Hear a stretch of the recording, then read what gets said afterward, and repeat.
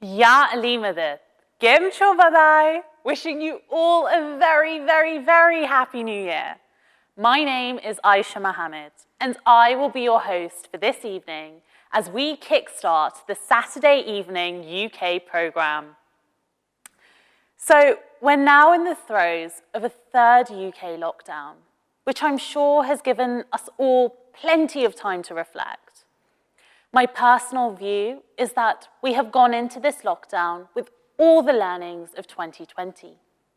We now know more about our own well-being, our motivations, our support networks, and the government has now commenced and timetabled the first phase of its COVID-19 vaccination programme, which is tremendous news in itself.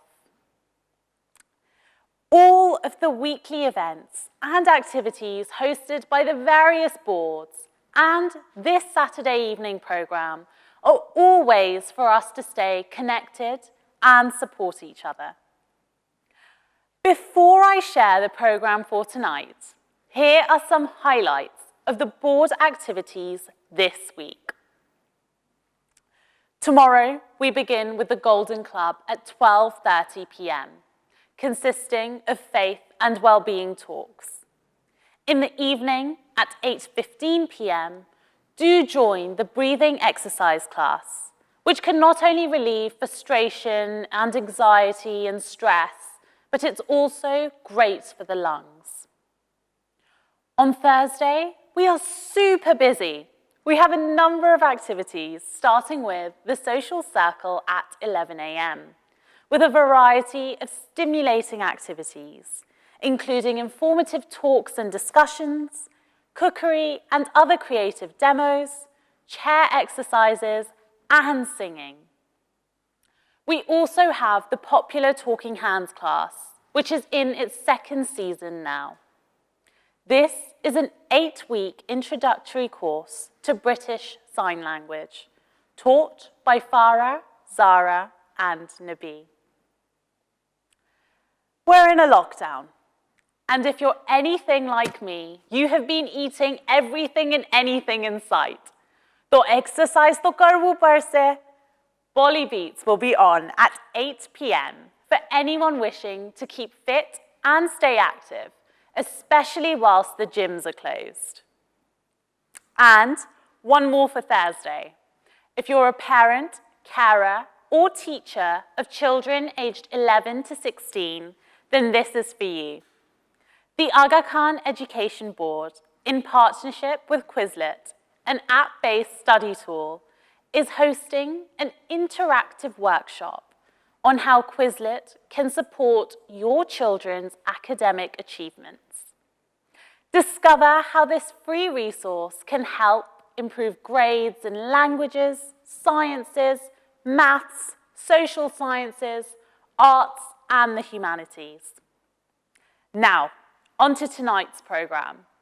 Yesterday, we began a series of weekly local Jamaati Zoom calls to further stay close and connected within our own Jamaats. In this session, the President of the UK National Council shared a message regarding the current lockdown situation and, specifically, the impact it and COVID is having on our Jamaat's physical health. If you missed the Zoom call, the President's message is now available on the Ismaili UK YouTube channel. The start of a new year gives us all the opportunity to regroup, and as we face 2021 and a whole new set of challenges. And so, to align with the message from the President yesterday in tonight's programme, we share the Aga Khan Health Board's Future of Healthcare Conference, which gives us a glimpse of the future of the healthcare horizon. COVID-19 has been the greatest modern-day challenge to healthcare systems around the world. The COVID-19 era has created more scope for healthcare professionals to share knowledge and ideas as well as see the use of technology accelerate in the sector. This is such an interesting topic, and in this conference, we will hear from international experts who will shed light on important aspects of healthcare.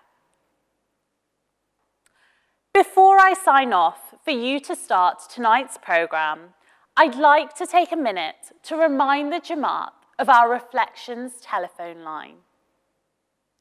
There are members of the Jamaat, perhaps even members of your own friends and family, that do not have internet access and are therefore unable to participate in these institutional evening programs. We don't want any member of the Jamaat to miss out. We are encouraging anyone that would like to take part to call into our weekly Reflections phone line, which has separate programs in both English and Gujarati Mapi. This week's program will be available from 2 p.m. tomorrow and is accessible 24 hours a day. Details of the program for this week can be found in yesterday's Al-Sahar and on social media throughout the week. A reminder that calls to 0333 numbers on screen cost no more than a national rate call to a local 01 or 02 number. Mobile phone tariffs allow the calling of 0333 numbers in your monthly quota of telephone minutes. Therefore, are free to call, provided you have not used your quota of minutes for the month. Please do inform your family and friends without any access to the internet about the Reflections phone line. Now, that's all from me. I hope you enjoy tonight's program, and in the meantime, continue to take care of yourselves and your families, stay safe, and stay at home. See you again soon. Ya Ali Madad.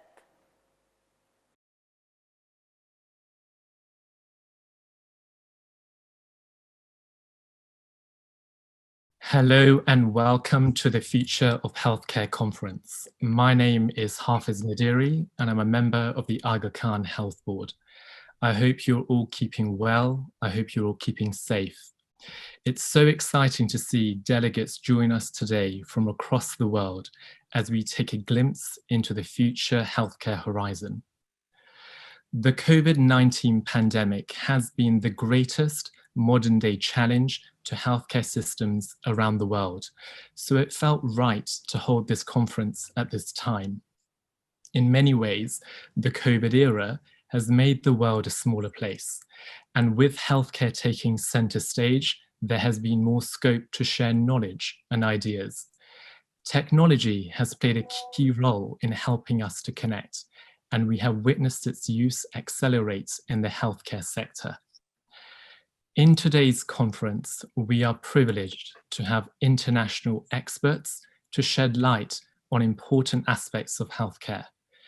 We'll begin with a keynote address, which will allow us to explore precision medicine, what it means, and how it's relevant to the future of healthcare. You will then be admitted into your pre-selected breakout rooms, where you will explore an important aspect of healthcare, such as research and the potential of stem cell therapy, non-communicable diseases with lifestyle medicine, exploring the future of cancer care or mental health services, as well as cybersecurity in the virtual world. We'll be recording all these sessions in each breakout room, so you will have the opportunity to listen to the other talks as they will be distributed on a platform after the conference. Be sure to stay till the end after the breakout sessions, as we will have a presentation about health communication, which has never been so important as it is today. So before we begin with the talks, we wanted to get your thoughts and feelings about the future of healthcare. We wanted this to be as interactive as possible, so please do participate in the polls. So on your screen, you will see the poll questions appear in a moment, and be sure to scroll down. There are 3 questions on the poll. And the first question is, we wanted to get a feeling of how you felt the future of healthcare was relevant to you. So this is a multiple choice, it's all anonymous, and we'll be sharing results at the end. The second question is about how you felt about the COVID era. Is it an opportunity for innovation in healthcare? So we're now going to have opening remarks made by Chairman of the Aga Khan Health Board UK, Akbar Dala. So Chairman, over to you. Thank you, Hafiz. Bismillahirrahmanirrahim. I am really pleased to see so many joining our conference today, the inspiration for which came 15 months ago when I attended a presentation at the Aga Khan Center in London, given by Professor Al-Nasir Lalani from the Aga Khan University in Pakistan, on how advances in medical technology, in this case in his field of stem cell biology, will have a profound economic and societal impact in the continuing evolution of humankind. Later, I was put in contact with Professor Samunir Pir Mohammed and learnt of his pioneering work in precision medicine. Other professionals shared their work with the Health Board in their specialized fields. Dr. Sharoz Merchant in the field of oncology and advances in immunotherapy, Dr. Shireen Qasim on hematology and plant-based nutrition, Dr. Asif Bachlani in psychiatry and mental health, and Irfan Hemani on the UK's cybersecurity policy in an era where health has arguably become a global security issue, and we have unprecedented threats to our privacy. Blazing a trail in medicine is, of course, not new. It has been a continual process through the ages. This week, the UK government launched its genomic strategy. And every day we use technology we couldn't have dreamt of 10 or even 5 years ago. But the demands placed on societies by the demographics of our population is a driver for the transformation that technologies such as artificial intelligence, machine learning, big data, and even 5G will bring to both physical and mental health care. Who could have imagined a few years ago that a machine was actually analyzing your CT scan, or that appointments with your doctor would almost all be done virtually? This technology will not replace medics. It will create jobs and allow medics to do far more for their patients. Worries about robots taking over come from images of Star Trek. It is highly unlikely. In isolation, though, it cannot shape the future. Other societal challenges of social inequality, of jobs, of an aging population in the West and a growing younger one in other parts of the world will also impact. But when developed around a framework of standards, of rules, ethically, justly, with global collaboration, it will enrich quality of life. Let us reflect that globally, non-communicable diseases are responsible for 70% of all deaths. A third of these deaths occur in those aged 30 to 69. And 80% of these premature deaths occur in low and middle income countries. So it is equally important that the fruits of these advances are widely shared across all societies. Ultimately, we will ourselves prioritize staying healthier for longer, moving healthcare from an episodic service to a lifelong process of managing good health. This more engaged health consumer will place a greater focus on preventive health. The growth of wellness programs shows this behavior in action, as people will want to live better rather than just longer lives.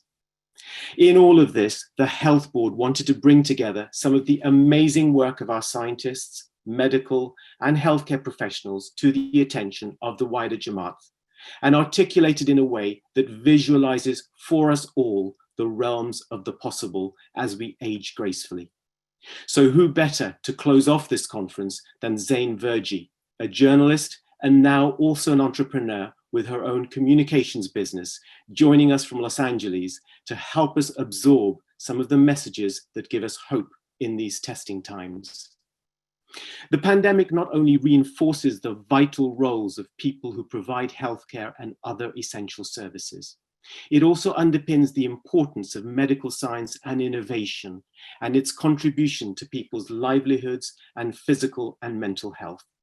Moreover, it demonstrates how global communities come together to break barriers, bring shared learnings, and find opportunities through common adversity. But of course, to tell the full story of the future of healthcare cannot justifiably be covered in one session. So this is the start of a journey that we can continue to tell in our next normal, whatever that will look like. I hope you enjoy the conference. Thank you, and Ya Ali Madad. Thank you, Chairman. Our keynote address today is by Professor Sir Munir Pir Mohammed, who is a consultant physician at the Royal Liverpool University Hospital. He is the director of the Medical Research Council Centre for Drug Safety Sciences and director of the Wolfson Centre for Personalised Medicine. He is an inaugural NIHR senior investigator, fellow of the Academy of Medical Sciences in the UK, commissioner on human medicines, and is a non-executive director of NHS England, and has been appointed as president of the British Pharmacological Society. He was awarded a Knight's Bachelor in the Queen's Birthday Honours in 2015. His research focuses on personalised medicine, clinical pharmacology, and drug safety. Such a pleasure to have you at the conference. So Munir, the floor is yours. Please start when you're ready. Good afternoon, everybody. So it may be good morning for some of you in different parts of the world. Thank you very much for asking me to give this talk. It's a great pleasure to be here. I also want to say a special thank you to my family members who may be online listening to me. I hope to be able to see you soon once the madness of this pandemic is over. So I've been asked to give you a talk on precision medicine. What is it and why is it important? I'm going to keep it at a very high level because there are people with different types of expertise online. But I'm happy to discuss things in more detail offline with individuals who may be interested in certain things that I say. So let's just move the slides on. Okay, so we know that one size does not fit all. When you go to a clothes shop and you want to buy some clothes, you're going to buy clothes which fit you. You're not going to buy clothes which are big for you or small for you. And that's what we should be doing in medicine. We know, and we've known for a long time, that one size does not fit all. In fact, one of the first people who actually said that was William Osler, who was a famous physician from the 19th century. He said that the variability is the law of life. No two faces are the same, no two bodies are alike, and no two individuals react alike. And if individuals have the same disease, the disease is probably different in those two individuals. So if you have asthma, your asthma will be different from the asthma in your neighbor. But at the moment, the way we practice medicine is we treat disease in the same way. Similarly, we dose people often in the same way, as in one dose fits all. We know that different people require different doses. And the higher the dose, the more likely you are to get toxicity from that dose. And Paracelsus, who was a famous physician in the 15th century, basically said that poison is in everything, nothing is without poison, and dose is what makes it either a remedy or poison. And what we want to do is to make sure that people get the right dose so that they can get the best outcomes for their particular disease. Similarly, what we have now is a pandemic of an epidemic of obesity. This is one of the biggest killers in the world. And clearly prevention becomes really important in terms of trying to prevent obesity. We need to be able to lose weight so we remain healthier for longer. However, at the moment, the preventive approaches to obesity in terms of diet, exercise, are all the same. Everybody uses the same type of methods. We need to be able to think about how we can personalize those methods. So as a doctor, we try to personalize things for you. I work as a doctor in the National Health Service. And when I see a patient in my clinic, I'll do the best things for that patient. I will use my clinical judgment. I'll use evidence that is there from clinical trials and think that this is the best drug for that patient in front of me in the clinic. Unfortunately, what I'm doing is using data from 2,000 patients in clinical trial to that individual patient in front of me in the clinic. And that works to some extent, but it is relatively unsophisticated. It can't predict whether the patient will respond to the first drug I give them, and I can't predict whether the patient will develop side effects from that drug. And for example, with depression, what we do at the moment is treat patients with antidepressant. We have to wait for 6 months to see whether that antidepressant has worked. In many cases, it doesn't work, so you have to try the second antidepressant. If that doesn't work, you have to try the third antidepressant. So it takes sometimes 12 months before you find the right drug. But just imagine if we could use technology to find the right drug for the first time. And really the mantra of precision medicine is to have the right treatment at the right dose for the right patient at the right time. And the first time, really, so you get the best outcomes for the patient in terms of efficacy, better outcomes, and better, healthier lifestyles for the future. So what we really need to do is to think about how we can progress that. What can we use to really progress that? And His Highness Aga Khan basically said that in his quote here. And what we are beginning to use in medicine is to use differences, diversity, as an opportunity rather than a threat. People have looked at it as a threat, but actually diversity that we have within the world's populations, but diversity we have within our own population can be used in order to be able to develop precision medicine. And this is really an opportunity. And this is what people are doing with precision medicine. Now, Barack Obama, in his State of the Union address a year before he finished his presidency, gave a definition of precision medicine. He said, it's an emerging approach for disease treatment. Really, so treatment is what I'm going to talk to you about mostly, but it is also an important emerging approach for prevention. Preventive techniques are going to be really important in the future, and prevention is always better than cure. And how can we actually develop precision medicine? Well, we need to take account of individual variability. We need to take account of individual variability in the genetics, genes, the environment where you live, how many people you live with, and your lifestyle. Do you smoke? How much you eat? How much exercise you undertake? All of those things are really important for us to be able to move things forward. I'm going to show you where we've got to. It's very complicated, but there are lots of strides that are happening. And we can't fly right now, but we are learning to get there. We started very slowly, from crawling to walking to running, and then eventually we'll be able to fly. But we are moving forward, and there's been great progress over the last 10 years. And I'll show you some of that progress. I can't show you everything. I only have a short time, but there has been a lot of progress. I'm going to talk to two particular areas. One is about sensors and the other is about genomics, but there are many other areas of precision medicine I could talk to you about. And maybe another time I can tell you about those other areas of precision medicine. So what is a sensor? A sensor is a device which detects or measures a physical property and records, indicates, or otherwise responds to it. So all of you, most of you will have smartphones, an iPhone or an Android phone, and those phones have sensors. They can count the number of steps you take. They can understand when you're actually climbing a flight of stairs. So the sensors are very important in that particular phone. The car that you drive has many sensors on board. It monitors your speed, it monitors the tire pressure, it monitors the amount of petrol that you have in your fuel tank. And the car has about 100 sensors, and it will have 200 in the near future.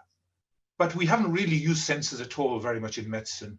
But this is now coming along, and sensors are going to be one aspect of precision medicine as we move along in terms of the future of healthcare. So I'm going to give you two examples of that. One is an adherence sensor. When doctors prescribe medicines to patients, patients are told to take them regularly according to the instructions, but we know that many people don't take the medicines as prescribed, and that's called non-adherence. And that unfortunately leads to poor outcomes for patients as well, because if they're not taking the drugs, they're not going to improve from those particular drugs. So people are thinking about how can we actually understand what people take and so on. And people have developed this thing called an adherence sensor. It's a small sensor which you can embed within the tablet. You put it in the tablet. When the patient takes the tablet, it goes into your stomach, and as soon as it hits the acidity of your stomach, the sensor lets out a signal. The signal goes onto a patch that's on your front arm, on your upper arm, and records it on a computer saying that you've taken your tablet at this particular time. At the same time, it will record your heart rate. And using these kind of sensors, one can tell when you've taken tablets, when you've taken too many tablets, or you haven't taken enough tablets, and also how you're feeling at the time as well. So it gives you a real-time assessment of what's happening when people are taking medicines. Another sensor that is becoming increasingly important are wearables, such as the Apple Watch, for example, other types of watches. The Apple Watch can count your heart rate and gives you a full assessment over 24 hours or during sleep of your heart rate, the number of steps you take, the noise that you're exposed to, and how well you sleep at night. Recently, Apple have introduced something that actually allows you to sort of count how long you take to wash your hands, 20 seconds, remember, for the COVID pandemic. I will count down the 20 seconds for you. It'll automatically detect running water and the fact that you're washing your hands. And it can also check your ECG. This is my ECG that I took with my Apple Watch. You can see, fortunately, it's normal, but it can detect when people have abnormal rhythms and can warn them. And you can then share your ECG with your doctor saying that, you know, I have an abnormal rhythm. And these kind of wearables are going to be increasingly important in terms of how we actually practice medicine in the future. And this is all part of precision medicine. Let me move on to genomics. So what is genomics? Well, genomics is a study of a person's genes, of all the person's genes. In the human body, there are 22,000 genes. And what we can do with the genome, by understanding the genome, is understand how the genes work, but also how the genes interact with each other, but also how the genes interact with the person's environment. And all that is really important to determine how you're going to develop disease, whether you're going to develop disease, what severity of disease, but also in relation to how you're going to respond to drugs. And the building block of genomics is DNA, deoxyribonucleic acid.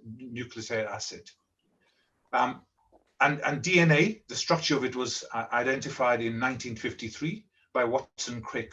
And if you look at one cell and you take the DNA in one cell, it measures about 2 meters long if you stretch it from end to end. And if you take all the DNA in all the cells of your body, the total amount of DNA in your body would stretch to 744 million miles. That is to the moon and back 1,500 times, or to the sun and back 4 times. So there's an enormous amount of information held in your cells. And DNA is the most fantastic engineering piece of equipment that anybody's ever devised. And it holds so much information that determines how we respond to all sorts of insults that are thrown at our body. You may think this is not really important to me, so I'm going to give you 2 examples where I can tell you how important it is. So some of you may like cooking and may like asparagus. And sometimes when you eat asparagus, some people can smell a funny odor in their urine. And Benjamin Franklin said that gives urine a disagreeable odor. And we know that 58% of men and 61% of women can't smell the disagreeable odor in the urine after having eaten asparagus. And the reason why asparagus sometimes causes a disagreeable odor is because it's broken down into sulfated metabolites. And you can smell that. Some people can smell that. And people who can smell that have a gene called olfactory receptor 2. Those who can't may have a particular variation in that gene, and they can't actually smell that. So it tells you that even what we like, sometimes in terms of eating and taste, is also determined by our genes as well. Similarly, if you look at handedness, most people are right-handed, but some people are left-handed. And there are 41 genes that determine the fact that you are left-handed. Some people are ambidextrous. They can use both hands to be able to write. And there's 7 genes determine ambidexterity. So based on that, what we have found over the last 10, 15 years is that genetics is really important in the way people interact with the environment, and that increases the risk of certain diseases, but also how genes can determine how we respond to medicines. And that's certainly been shown within COVID-19 as well. We're going through an unprecedented time at the moment, a once in 100-year pandemic, which has unfortunately killed about 1 million people worldwide. And certain communities have been more affected than other communities. Through the work that's been done over the last 6 months, COVID-19 is a new disease. We've learned an awful lot over the last 6 months, but we're still learning an awful lot at the moment. We know that men are at higher risk of severe disease from COVID-19. If you're older, you're at higher risk. Asian, our community is at higher risk. Black people are at higher risk. And if you're obese, you're at higher risk. If you have type 2 diabetes, if you're higher risk, and hypertension as well.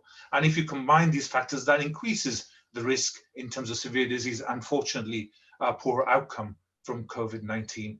We're also beginning to identify the genetic factors that determine where some people get severe disease. Two papers which appeared in Science last week showed some problems with the interferon pathway, which predispose individuals to getting severe disease associated with COVID. And there are other genetic factors which have been identified. We've known about genetic factors in many diseases, and cancer is certainly one of the diseases. I know that you have a longer talk on cancer later on, so I'll just show one slide on cancer. Cancer is a genetic disease. Unfortunately, when people develop cancer, they have two genomes in the body. One is the genome that they were born with, and one is the genome of the cancer.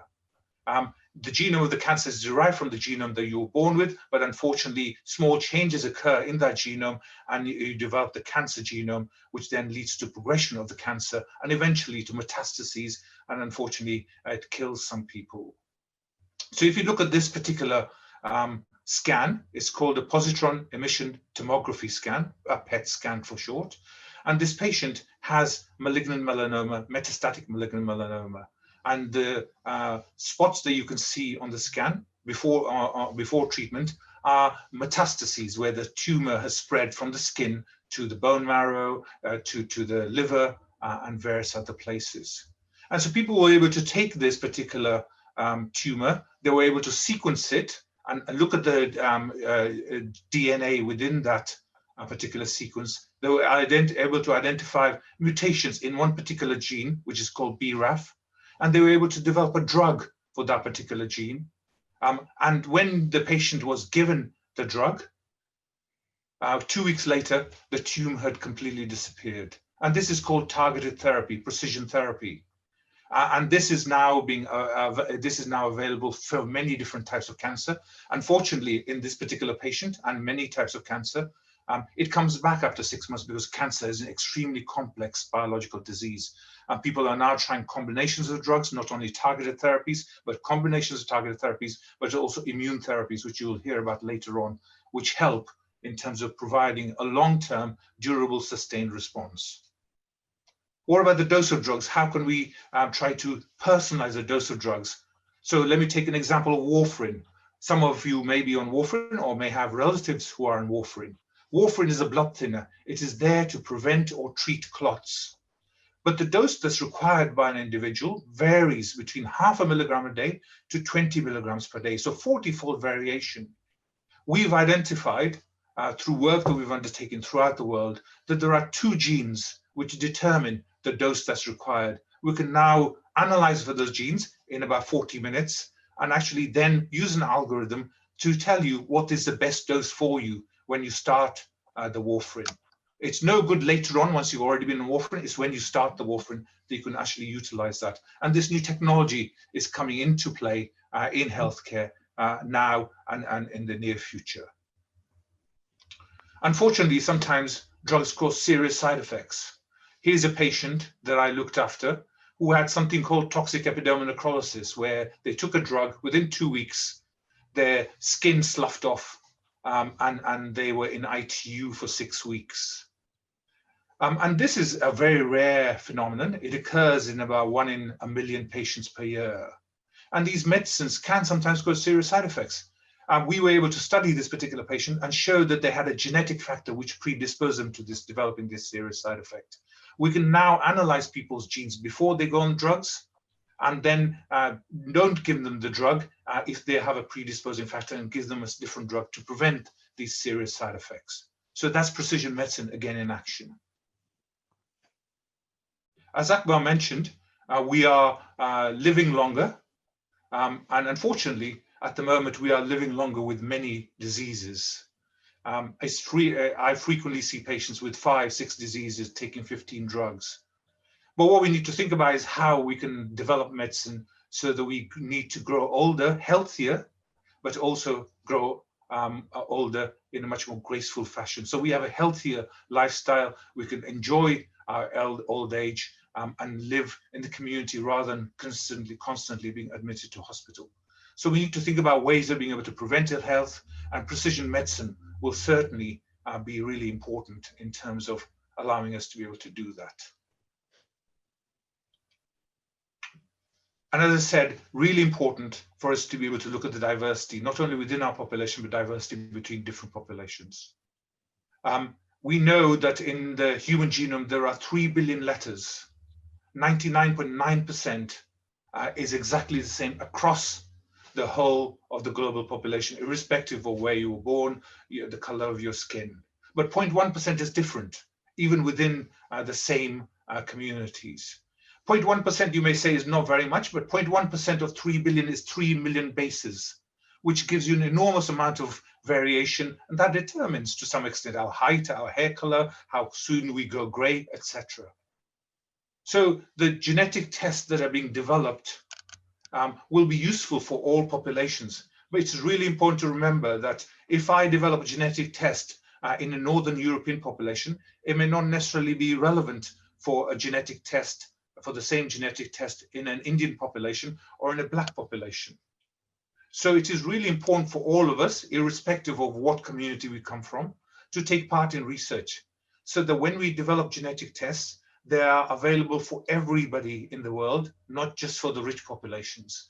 They're available for poor populations, for anybody with any different type of skin color, for whichever country they come from.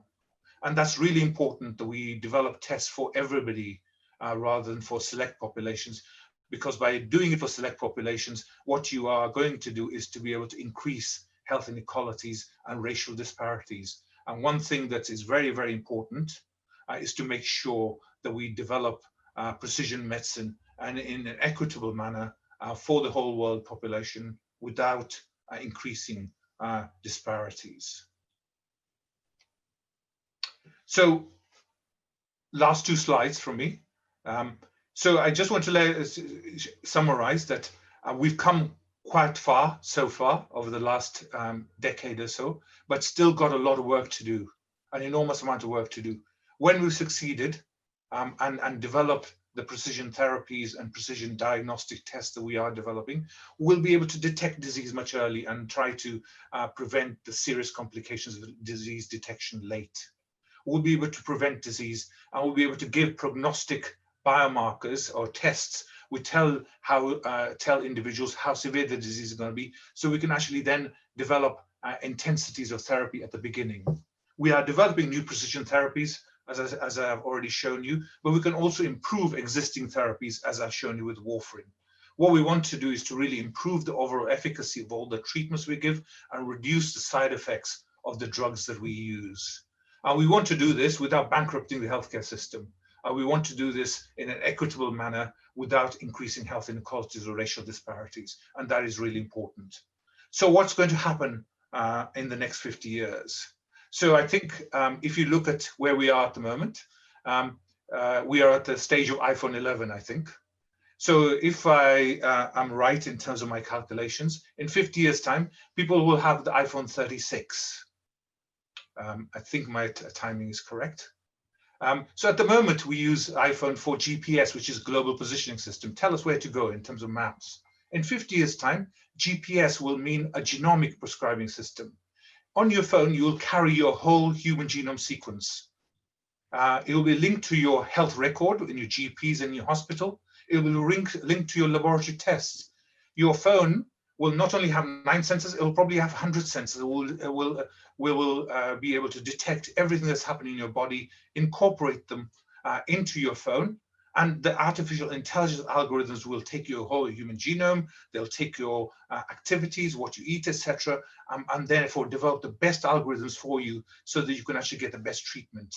And when you go to see your doctor in 50 years' time, you'll just take your phone, he'll just plug it into his computer, and he'll say, right, well, this is what I need to do with you. This is the best treatment for you. And that's the future of medicine. I think that we are heading there slowly. As I said, we can't fly at the moment, but in 50 years' time, we will be able to fly. We can certainly walk very fast at the moment. In the near future, we'll be able to run to be able to get there. So thank you very much for your attention. Thank you very much, Sir Munir. That was incredibly insightful. And like you say, precision medicine, we could do a whole conference on that. And you beautifully demonstrated incredible examples of it in action. So lots of questions coming in through the chat, but I just wanted to start off by asking, precision medicine, as you've demonstrated, involves multiple disciplines. How important is partnership working and collaboration, particularly between pharmacists and clinical pharmacologists, for the future of precision medicine? Thank you for that question. I think it's critical. Precision medicine, as I've shown you, is going to be very complicated. It's not something that one particular profession can do. So it's a multi-stakeholder partnership that is needed. Pharmacists are going to be critical. Pharmacists run sort of many of the sort of primary care shops and so on, pharmacies, etc. And people will be going there even before they go to general practitioners. So pharmacists are going to be critical in terms of some of the aspects of precision medicine, but also specialists in different parts of hospitals are going to be important. But really the most important partnership is going to be between the healthcare professional and the patient and the public. And that's going to be the most critical partnership as we move forward. Absolutely. And second question is, there is currently a big data revolution. What are the opportunities and challenges that it poses in healthcare? Yes, there is a big data revolution. Big data is everywhere. We are generating huge amounts of data every day. And that data is going to be critical in terms of progressing precision medicine. However, there are many challenges as well. One of the things about data is that you can have lots of data, but if it's not good quality data, then it's probably no use to you. We also need to develop better ways of being able to analyze that data. People talk about artificial intelligence. There is quite a lot of hype about artificial intelligence, and it's improving all the time. So better analytical techniques will need to be developed in addition to the kind of techniques that we use at the moment. So there are many, many benefits of big data, but there are also many, many challenges as well. And we need to be able to utilize all those different things that we have at the moment, develop new techniques, and then utilize those to be able to understand data better. But quality of data is really going to be important. People worry about privacy as well of their data. And obviously it is really important to have a degree of confidentiality, privacy with regard to your data, but also it's important for people to think about sharing the data because they are being altruistic. And when you are altruistic like that and you get data from millions of people coming together, you can learn fantastic insights into how that data can help us be able to treat disease. Absolutely, thank you for that. So there's lots of comments and questions in the chat. We won't have time to address all of them, but I'm just going to select a few. So from the chat, one of the delegates, Zara Rashid, asks, she was interested in your slide about the Apple Watches, and her question is, how accurate are the ECGs on the Apple Watch? So the ECG is one lead that just comes out. When you have a normal ECG in the hospital, you have 12 leads that come out and look at different parts of your heart. Here, there's just one lead coming out. And the ECG is there basically to be able to look at the rhythm. And the rhythm is whether it's regular or irregular, whether you're having abnormal beats or whether you have an irregular rhythm. And that is very accurate in terms of telling you that there is an irregularity in your rhythm. But the watch can't tell you whether you're having an anginal attack. It can't tell you whether you're having a heart attack. So you need to be able to understand what it does tell you. And that ECG that I showed you of mine, which was taken on my watch yesterday, shows it was a normal ECG. And I do at the moment know that I can feel my pulse, that it is beating in a regular rhythm. So that was accurate. Thank you. There's a question from Professor Lilani. He asked, precision medicine is costly. How do you see costs decrease and make it equitable across the globe? Yes, precision medicine can be costly. It's not costly all the time. It can be costly, and particularly for some of the new precision therapies which are coming out. And clearly, that does make it a challenge to be able to make sure that all the sort of populations across the globe can get it. However, what we should think about is that what the overall cost of healthcare without precision therapies is increasing as well. And it may be that what you can also do is that by using precision therapies, you can actually reduce the ill health, you can reduce the other aspects, and therefore, in terms of cost effectiveness, it may actually be very cost effective. And so, sort of overall, even though the initial cost outlay may be high, overall, in the long term, it may become quite cost effective. However, we do know that some drugs are very expensive, precision drugs, and it is going to be really important to see what we can do to be able to reduce the costs of those. And I think at the moment, very few companies are producing these precision drugs, and competition is what's needed, and competition often drives down the cost. And as more and more people develop precision drugs, you will find that the cost of drugs gets down because there's competition in the market, and that will really be important. Thank you. There's a question from Zain Qasim. So I know you're heavily involved in research. So the question is, when recruiting patients onto studies, they may not consent to genomic aspects due to misconceptions mainly around companies obtaining their data. How do we clear these misconceptions for the future of personalized medicine? So obviously, it is important, as I said, for people to take part in the research, but it's important that people understand why they're taking part in research and what they're providing to the researcher. So it's important to have an informed consent when you take part in research. The researcher should be able to tell you what's going to happen to your data. They should be able to tell you what's going to happen to your sample and to your DNA sample, for example. And the DNA that you give to the researcher, they should be able to tell you whether they're going to share it with other researchers or with companies and how it's going to be used.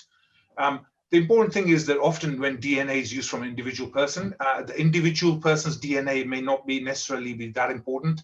It's a combination of DNA or from many different or thousands of people that becomes important in terms of determining whether somebody's got a disease or whether there's an increased risk of disease and so on. But obviously people are worried about their DNA and their data, and they need to be aware of what they're using their DNA for or what they're using their data for. So it is really important to understand and ask the researcher questions. When they are recruiting you to studies, ask them, what are you going to do with my samples? What are you going to do with my data? How are you going to use it for this particular disease process that you're studying? So it is important to be able to understand and give that informed consent at the beginning. Absolutely. Lots of questions and comments coming in through the chat, but I think I'm just going to finish off with one last question, if I may. I'm sure there are young delegates today who may be in the conference, who may be budding scientists, medics, allied healthcare. What is your message to them about the future of healthcare? Well, I think the future of healthcare is exciting. I hope I've shown you some of that, and you're going to see that in other talks that you're going to listen to after this. It is really exciting. If you are wanting to go into that, then I encourage you to go into that. Think about it in a positive way. Think about what effect you can have, not only on the small number of patients you're going to treat, but on the wider global population in terms of work that you may undertake as part of research. It is exciting. If I was going to give some advice to somebody who's going into medicine at the moment, I would say really understand data. Become an expert in how you understand data. Become an expert on, think about how you can use information technology. And if you can crack those two things, then really you are going to progress through medicine very quickly in a very, very efficient way. So that's the kind of advice I would give. I would also give them advice that find a mentor who can actually advise you in terms of your career progress as well. And that's going to be really important for everybody who's going into medicine.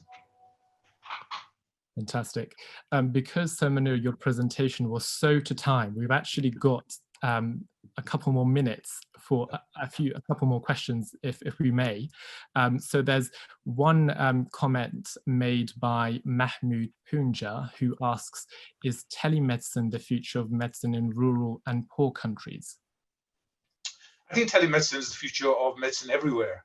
You know, during the pandemic, I've now reverted to doing quite a lot of virtual clinics where I can video my, I can contact my patients via video or telephone, rather than them coming face to face to see me in clinic. And even in the National Health Service, which is a well-developed system, we were doing very few clinics virtually, but really in the last 6 months, there's been a profound change whereby a lot of clinics are now being undertaken virtually, and telemedicine becomes really important part of that. And telemedicine will become the norm rather than the exception for the future, not only in this country, but also for many rural and poor countries as well. Some of the things that you see that's happening with specialists in tertiary centers, state-of-the-art centers, being able to give direct advice to surgeons in another part, a rural part of another part of the world, where they can actually instruct them on what to do in a particularly complex operation that they're undertaking. This is going to become a normality rather than the exception. Fantastic.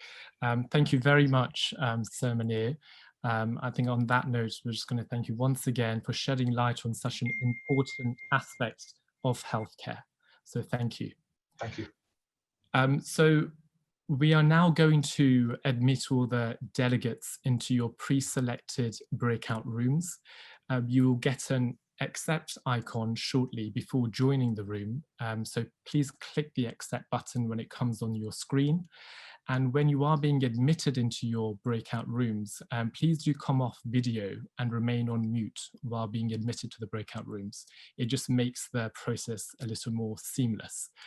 And when the breakout room finishes, the breakout sessions have come to an end, be sure to remain online after the breakout sessions for the closing presentation on health communication.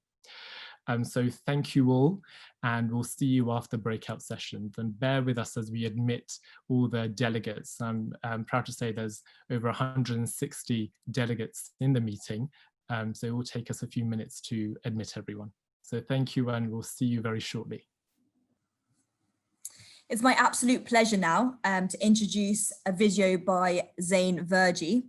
She is an incredibly respected and recognized journalist with an action-packed background and experience as a storyteller, entrepreneur, communicator, and interviewer.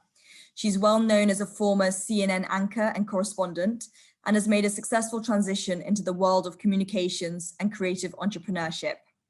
Her most recent project is a data and information site dedicated to Africa, in partnership with MasterCard Foundation. Her communications firm, Zain Verjee Group, has worked with a large number of organizations and entities such as Bloomberg Media, Bloomberg Philanthropies, Equity Group Foundation of Kenya, World Health Organization, the Aga Khan Development Network, and the United Nations Economic Commission for Africa. She is a very sought after facilitator and interviewer, and has spoken on platforms such as TED and Africa House. She's a senior fellow at the Center for Strategic and International Studies Africa program, and she's a guest opinion columnist on African issues for the National UAE. She's also a startup founder and content creator, co-founding Akoma Media, which is a continental network of workspaces for Africa's creative and cultural economy in 2015. And there are many other ventures that she's done as well. She lives, I believe, in Los Angeles and in Nairobi in Kenya, and she's very kindly put together a video which we'll be sharing now for all the delegates. Hello, everyone. It is a pleasure to be with you here today. My name is Zain Verjee. I hope you and your families are keeping safe and healthy, and that you are able to cope and navigate these turbulent times. I've spent my entire career in communications, and today I'd like to take you through my personal journey and reflect at each point how the communications landscape shifted and how it will keep shifting. Before joining CNN, when I was 25 years old, I started on-air life as a radio DJ in Nairobi. Lots of fun. I hosted The Love Show and played music and offered bad romantic advice. After joining a local TV station called Kenya Television Network, I came to truly understand the power of being on the air and the importance of having a singular, crisp, and clear message, one that connected to people. I enjoyed having a large audience at the time because there was very limited TV competition and no social media. I wasn't competing with Twitter, Facebook, or Instagram. A global journalism career began when I moved to Atlanta to work for CNN. I covered some major stories from the anchor desk, and I learned many things. That stories are decided through newsworthiness, yes, but also through pictures, characters, and uniqueness, and that a connection and an emotion must be delivered. I learned too that less words are more. I learned to truly listen. And I also discovered that press releases are not ever really read. The buzz of a newsroom and breaking news was very exciting, and I truly immersed myself in stories of the day. Many years later, I transferred to being a field reporter when I covered US foreign policy from the State Department in Washington, D.C. That was when Condoleezza Rice was the Secretary of State. I traveled the world in her plane with my producer here, Elise Lavitt. It was an amazing experience. Secretary Rice's press corps, by the way, was almost entirely female, and we called ourselves the Diplo Babes. I reported daily on Wolf Blitzer's show called The Situation Room, analyzing and reporting the foreign policy news of that day. I learned so much about beat reporting and how sources are managed and developed and ultimately used to break or to confirm news. I saw firsthand how the daily briefing at the State Department in Washington could actually resonate around the world. I observed how pitches coming into my inbox would generate editorial interest if they had a news hook. Health beats operated in similar ways and were actually much more siloed because they're considered feature stories that occasionally make the news cycle. At the time, health was not a national security issue. It's very different right now. From Washington, I moved to London and I hosted the Europe morning shows, which was exciting. I met the Queen, and I also hosted many shows from Africa. And it was here I discovered that there were so many important stories that needed to be told on the continent, and no international media was really doing it well, or if they were doing it, it was kind of stereotypical. And I felt that Africa had more edge, more nuance, more dynamism, and that was not being reflected. And I wanted to do something about it. So I left CNN and I built a media startup called Akoma with my co-founder, Chidi Afulezi. It was a digital platform where Africans could come and tell authentic and compelling stories that truly reflected the diversity and the richness of the continent. One of our big successes was Amplify, a creative content and talent accelerator where creatives from various countries came together in cohorts to learn and to collaborate on stories. Akoma unfortunately failed. You know, doing business in Africa is pretty tough. I discovered there are 54 countries, a multitude of languages, various media ecosystems that add a real level of complexity that is actually quite challenging. But from a communication standpoint, I learned the following from my Akoma experiences, and I'd really love to share those with you. First of all, the most important person in Africa is the storyteller. The most important person on any continent is the storyteller, because it's the young talent that have the smartphones and that are crazy creative and they need to be used. They're not used enough. I also discovered that local content creation is a lot cheaper and a lot more authentic. And that, coupled with training, can improve the quality of content and local messaging that you need. The creative and cultural industries essentially can project soft power of the continent if they're deployed correctly. And there remains much work to be done in this space, in the CCIs as they're known, in order to make them more effective. After a coma, I created Zain Verjee Group. We're a global media advisory firm specializing in emerging markets. And I work with countries and corporates and foundations, as well as creatives, to put on some pretty cool events, such as Rouse and Fearless Women. One of my early projects was to take a detailed look at global health communications. Dr. Tedros, at the time, had just taken over as Director General of the World Health Organization. And I spent some time looking at the nitty-gritty of health communications at the very highest levels in Geneva. And it was clear that tech platforms, data analysis, distilling information into understandable formats for different audiences was absolutely crucial.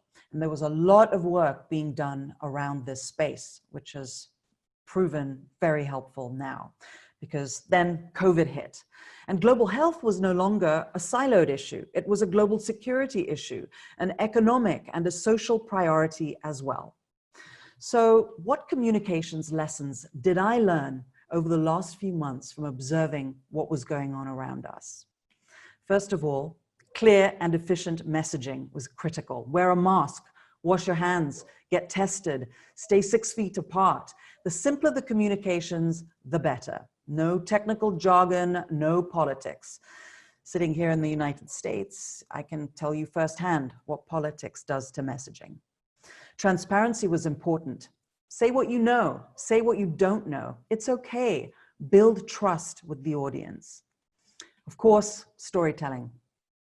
Where there were individual opportunities to tell stories, be they of triumph, of sorrow, of recovery, whether they were cautionary stories, stories of impact, of breakthrough, of communities rallying around one another, all of these resonated.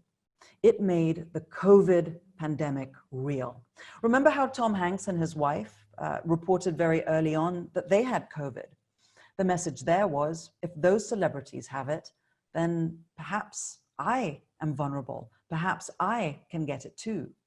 Remember the stories, for example, in Italy, and all those performances of music and opera on balconies. Look at how the NBA and the football leagues have actually employed and leveraged science and ensured experts helped them navigate this turbulent environment safely.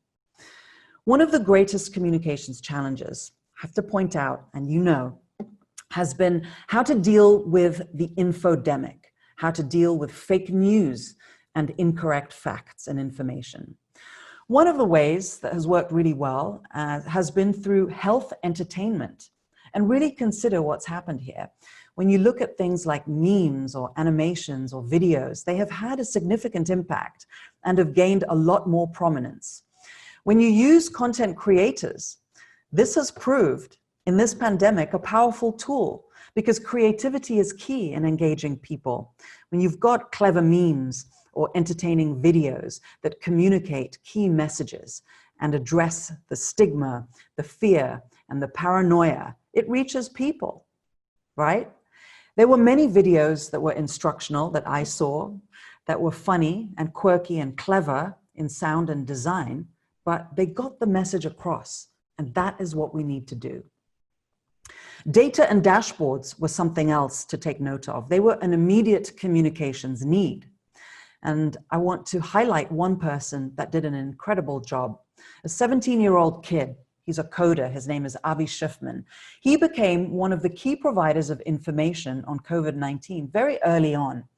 He stepped up and he delivered right away on what people were looking for. He created this dashboard using a very simple web scraping tool, which, by the way, he originally built it to track sports stats at his high school. And he applied that at the beginning of the pandemic to aggregate data from various national health agency sites. This is what technology helped to do. Avi became the center of gravity in the United States, and this was his site. From my work in Africa, Julie Gishuru reached out to me. She's the head of communications with the MasterCard Foundation. And back in March, we had a conversation. And we discussed the vision that she had behind building a digital platform that would capture the stats and information, the numbers, some analysis that really told the COVID story in Africa. And she requested that we explore the development of our own dedicated dashboard for COVID-19 data and information and stories dedicated to Africa. And that's what we did. This is covidhqafrica.com. Please go check it out. The goal was to generate a platform like this that was high-end and that showed Africa's design and product prowess and made sure that the information was presented in a delightful and useful way to the African community and reflected their continent back to them. This was the dashboard. My business partner, Chidi, is actually, unfortunately for me, one of the best product guys out there. And together we built this website. And it also demonstrated to us that the WHO relationships that I had in the past came into play because we were able to use their data and receive their encouragement and support for an initiative like this. Our development partners also came up with useful bots and data visualizations like this and more that we've got in the pipeline that have really resonated. In our work on the continent, what we want to do at the same time is to leverage the individual creator, like I've been saying, to share messages online and on mobile. Watch this. Everything know the same idea. The car boy tell me some face mask. The health is wealth I hear. I know said the weather's out open. But can't be so complacent. It's up to us. It's up to us. The Up to Us campaign is running continent-wide, and this was a video in Ghana. So this is part of a hyper-local content strategy that we're building that truly leans on creators to communicate messages that are identifiable, that resonate in their communities, in their countries, and their own languages. The old school works too. It doesn't always have to be high tech, okay? We've used local messaging on popular motorbikes in Kenya called bodabodas like this. As you can see, we have a jacket there, wear a mask, has the website there, and people go around motorbikes across Nairobi and other parts of the continent with messages like this. Billboards work as well.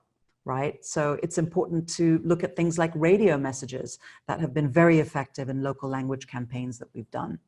We've also worked with an intelligence-driven company that created a dashboard for the United Nations Economic Commission for Africa, as well as Africa CDC, that really informed us on conversations that people were having on social media about things like COVID, infection, symptoms, food prices, domestic violence. We took these keywords and we were able to map key themes and gain some pretty valuable insights into what people were saying in the cities and towns that they lived in. And we were able to prioritize information.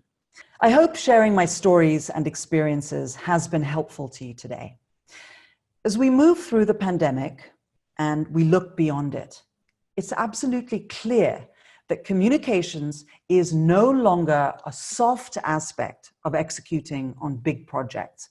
It's critical, it's central. We now see the development of health apps where Apple and Google, for instance, are inserting themselves into health communications. WHO and CDC are doing some very smart integrations that give them immediate access to health information and analysis. We have to keep finding more ways, be more innovative in how we put out positive messages from trusted sources. We need to train more journalists on things like vaccines or gender issues, for example. And we have to make people more vigilant about what it is they are reading, what it is they are learning and absorbing. Diseases are now being considered a global security issue, something very different today. Risks of pandemics are higher now than a nuclear war. So it's imperative that countries, organizations, and individuals put time and energy into truly embracing health communications, and importantly, in investing in bold new ways to do messaging. Thank you. Thank you all, and thank you, Zain, for that. We're just going to go for our second round of poll questions now, which you'll shortly get up on your screen. So again, a couple of questions if you can please answer. I feel I have a better understanding of the future challenges and opportunities in the healthcare sector. 1, strongly disagree. 5, strongly agree. And second question, I feel hopeful about the future of healthcare. 1, not hopeful at all, and 5, very hopeful. So yeah, so we can see here that most people seem to have a better understanding of the future challenges and opportunities in the healthcare sector, which is great. And people, I feel, are either ambivalent or cautiously optimistic about the future of healthcare, which is definitely a start in the right direction. All that really remains for us to say is a huge thank you to all of our speakers and to all of you today for joining us on this rainy Sunday afternoon. In a time where health is at the forefront of people's mind, today has provided the perfect platform for us to explore and discuss what the future of healthcare holds and how this can and will impact on us as individuals. There is no doubt that coronavirus remains at the forefront of everybody's minds, but for me, there are a few areas of healthcare which I am particularly excited about. As was mentioned earlier, with the growth of wearable technology and remote monitoring, there will be greater emphasis on gathering and analyzing large amounts of data. This will support more personalized medicine where treatment can be individually tailored to the patient. Nanotechnology, which I'm not sure was discussed, is another area that is particularly exciting. Nanoscience is a relatively new field that studies materials at the nanoscale. And it has the potential to transform current chemotherapy treatments with nanostructures being loaded with chemotherapy drugs to selectively target cancer cells, which would give the benefit of chemotherapy without any of the side effects. We've discussed that with precision medicine, it can help with the early detection and prevention of disease.